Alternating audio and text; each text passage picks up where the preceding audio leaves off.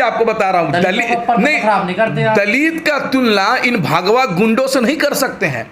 दलित समुदाय के लोग संविधान को मानते हैं, कानून को मानते हैं और बाबा साहब के बताए हुए, जो अंबेडकर साहब के बताए हुए रास्ते पर चलते हैं, काशीराम जी के बताए हुए रास्ते पर चलते हैं और अंबेडकर साहब के बनाए हुए संविधान पर चलते हैं। और इनका तुलना उन भगवा गुंडों से नहीं कर सकते हैं। आप बताइए, अंबेडकर साहब का जयंती निकला, पूरे देश में रैलियों को स्वागत किया गया, इसलिए किया गया कि उस संविधान के तहत चल रहे थे। और आपने कभी दलित को देखा होगा कि मस्जिद पर चढ़कर भगवा झंडा फहराते हुए?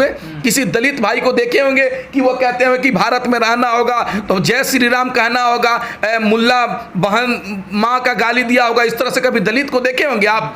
ये हिंदू भी नहीं है, ये भारतीय जनता पार्टी के दलाल हैं। और कहते हैं ना कि हिंदू खतरे में है, तो उसी का हिंदू खतरे में है जिसका भगवान शंकर भगवान नहीं है, जिसका भगवान मोदी है, उसी का हिंदू खतरे में है। अब बताइए, शर्म की बात है कि 80% जनता को 20% जनता से डराया जा रहा है। और ये लोग हैं कौन? जो सत्ता में बैठे हैं।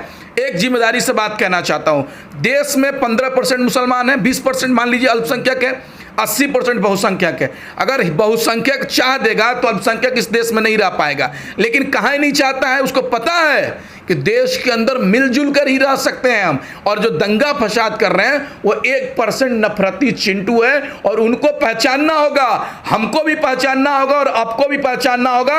और वैसे वैसे लोगों को समाज से निकाल कर फेंक देना होगा। आपने देखा होगा कि पत्रकार महिला थी, उनको सम्मान करते हैं, लेकिन उनको शर्म आना चाहिए कि किसी गरीब का घर टूट रहा था तो वो मजे ले रही थी उस पे बैठ के, बुलडोजर पर बैठ के।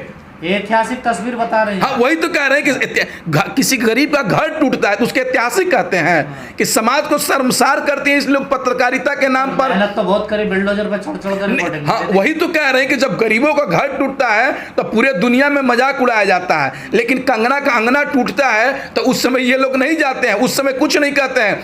देखिए, पत्रकारिता के नाम पर देश की मीडिया दलाल हो चुकी है और सरकार के हाथों गुलाम हो चुकी है। आप बताइए, यही जहांगीरपुरी में तमाम हाँ वही पत्रकार जब एक महिला से पूछती हैं, एक लड़का से पूछती है, तो कहता है लड़का, मैडम मैं हिंदू हूँ, मेरा भी दुकान तोड़ दिया गया है। तो कह रही है कि हमको यहाँ से जाना पड़ेगा।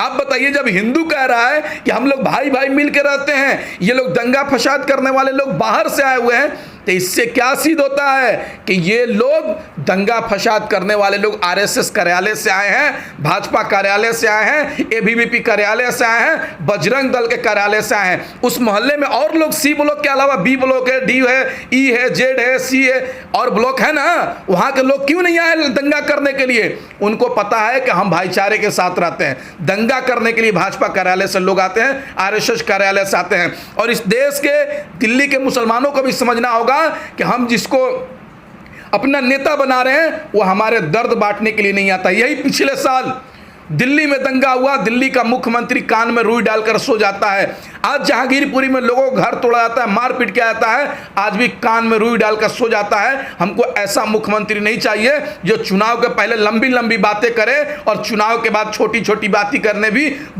जुबान से बात भी ना निकले, वैसा मुख्यमंत्री हमको नहीं चाहिए। भारतीय जनता पार्टी के प्रदेश अध्यक्ष हैं आदेश गुप्ता, एक दिन पहले कहते हैं कि उस मुसलमानों के जहांगीरपुरी के घरों पर बुलडोजर चलना चाहिए और उसके बाद अगले दिन एमसीडी के द्वारा बुलडोजर चल जाता है। तो यह सीधे तौर से दिख रहा है कि भारतीय जनता पार्टी के इशारे पर जहांगीरपुरी में बुलडोजर चला है।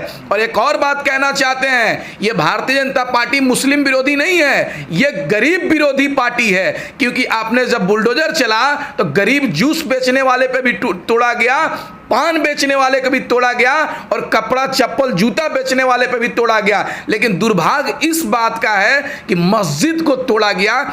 हमारा कोर्ट भी कहता है कि किसी धार्मिक स्थल को तब तक नहीं तोड़ सकते हैं जब तक कोर्ट ने आदेश नहीं किया है। लेकिन दुख इस बात का है कि एमसीडी ने बिना नोटिस दिए मस्जिद को तोड़ दिया और घरों को तोड़ने का काम किया। यह सरकार, इससे सिद्ध होता है कि यह सरकार गरीब विरोधी है, नफरती सरकार है। इस सरकार को देश चलाने नहीं आ रहा।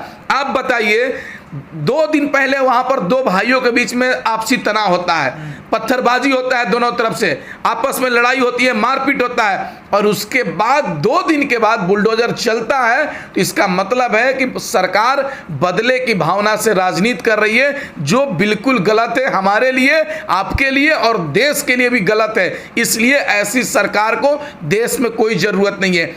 आप हमको बताइए। और कहा जा रहा था एमसीडी की ना रूटीन है, रूटीन कार्रवाई, ये तो चलते ही रहता तोड़फोड़। नहीं, एमसीडी का रूटीन है, तो आप किसी का घर तोड़ने से पहले उसको नोटिस देंगे ना, इतला तो देंगे कि आप सामान हटा लीजिए, कल आपको कार्रवाई होगी। देश के तमाम हिस्से में अगर अवैध जो निर्माण होता है उसको तोड़ने के लिए उसको नोटिस दिया जाता है, लेकिन बिना नोटिस के तोड़ा गया। इससे सिद्ध होता है कि सरकार बदले की भावना से कार्रवाई कर रही है। दिल्ली के साथ साथ मध्य प्रदेश में आपने देखा होगा कि यही मामा की सरकार, एक इंसान को दोनों हाथ कट गया है, वो पत्थर नहीं उठा सकता है, लेकिन उस पर आरोप लगता है कि ये भीड़ पर रामनवमी के दिन शोभा यात्रा में पत्थर फेंका, उसको घर तोड़ दिया गया। इसको क्या कहेंगे आप? एक तो वैसे इंसान का घर तोड़ दिया गया जो पहले से किसी मामले में जेल में बंद है, और उसको कहा गया कि रामनवमी के दिन तुमने पत्थर फेंका। जो इंसान जेल के अंदर बंद हो वो पत्थर कैसे फेंक देगा? मतलब इससे सिद्ध होता है कि ये सरकार नफरती सरकार है और एक समुदाय को खास करके टारगेट करने का काम कर रही है। और कुछ लोग कह रहे हैं कि वो बांग्लादेशी हैं, तो मैं भी जहांगीरपुरी में गया और लोगों से बात किया। उन्होंने कहा कि मैं 70 साल से यहाँ रह रहा हूं, और जो कह रहे हैं कि बांग्लादेशी है उसी का बाप दादा बांग्लादेशी है, हम बांग्लादेशी नहीं है, ये जहांगीरपुरी के लोग कह रहे हैं। और बात कह रहे थे कि इतनों दिनों से हम रहते हैं, किसी ने नहीं कहा बांग्लादेशी है, लेकिन जब आपस में लड़ाई हो गई, हमारे ऊपर हमला हो गया, हमारे मस्जिद को तोड़ दिया गया, हमारे मस्जिद में भगवा झंडा फहराने का प्रयास किया, तो उस समय हम बांग्लादेशी हो गए। और उससे पहले जब हमसे वोट मांगने के लिए लोग आते थे, उस समय भारतीय थे हम। मतलब देख लीजिए, केजरीवाल की बात कर रहे हैं आप? बिल्कुल केजरीवाल की बात कर रहा हूं, भारतीय जनता पार्टी की बात कर रहा हूं। एक सेंट्रल में देश को लूट रही है, एक राज्य में देश को लूटने का काम कर रही है। चोर मौसेरा भाई, ये लोग कर क्या रहे हैं? तो ना प्रधान नहीं, वही तो कह रहे हैं कि ना प्रधानमंत्री जा रहे हैं गरीबों से मिलने के लिए, और ना ही केजरीवाल जी मिलने के लिए जा रहे हैं उनसे। वोट लेने के समय ये वादा करते हैं कि दिल्ली की जनता का विकास करेंगे, मुफ्त पानी देंगे, मुफ्त राशन देंगे, लेकिन जनता, दिल्ली जनता पर गोली चलेगी, तलवार चलेगा, लाठी चलेंगे, उस समय एक ट्वीट भी नहीं करेंगे, उनसे मिलने भी नहीं जाएंगे। शौकत भाई, लेकिन जो शोभा यात्रा निकाली जाती है किसी भी धार्मिक कार्यक्रम में, तो पत्थर फेंकना कितना जायज समझते हैं आप उसमें? आप सबसे पहली मैं जिम्मेदारी से एक बात कहना चाहता हूं भाई साहब, कि किसी मुस्लिम समुदाय ने अगर मंदिर के पास जाकर डीजे बजाया हो और कहा हो कि भारत में रहना होगा, तो नारे तकबीर कहना होगा। क्या कभी किसी मुसलमान को भारत में आपने देखा होगा?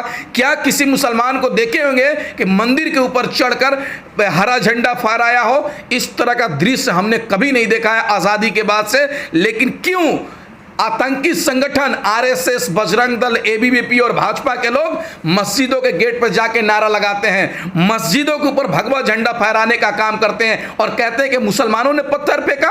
अरे मुसलमान तो कभी चाहता ही नहीं है, मोहब्बत करता है देश से। इस देश का मुसलमान कभी नहीं चाहता है कि देश में दंगा फसाद, आपस में भाईचारा हो। और एक और बात कहना चाहता हूं भाई साहब, इस देश का हिंदू भी नहीं चाहता कि देश में दंगा फसाद हो। 1% नफरती चिंटू है जो देश का माहौल खराब करना चाहते हैं। आप बताइए हमको, शोभा यात्रा में कितने लोग थे?